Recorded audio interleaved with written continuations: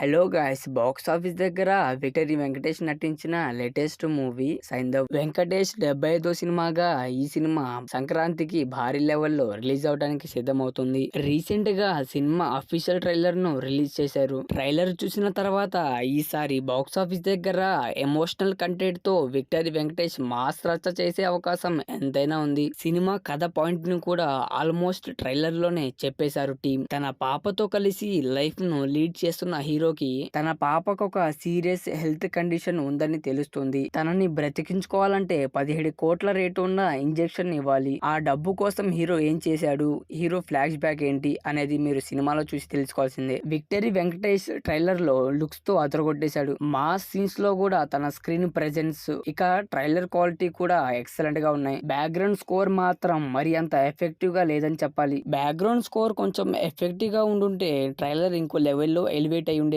అయినా కానీ ఓవరాల్ గా ట్రైలర్ చూసిన తర్వాత సినిమా ఫ్యామిలీ ఆడియన్స్ తో పాటు మాస్ ఆడియన్స్ ను కూడా టార్గెట్ చేసి రూపొందిన ఎమోషనల్ మాస్ మూవీగా అనిపిస్తుంది. ఏ మాత్రం టాక్ పాజిటివ్ గా ఉన్న వెంకటేష్ కున్న భారీ ఫ్యామిలీ ఆడియన్స్ తో బాక్స్ ఆఫీస్ దగ్గర సినిమా బ్లాక్ బస్టర్ హిట్ అవుతుంది. సో గాయ్స్, ట్రైలర్ మీరు చూస్తుంటే మీకు ఎలా అనిపించిందో కింద ఖచ్చితంగా కామెంట్ చేయండి. కామెంట్ బాక్స్ లో సైంధవ్ ట్రైలర్ లింక్ ఉంది, చూడని వాళ్ళు ఉంటే ఖచ్చితంగా చూడండి.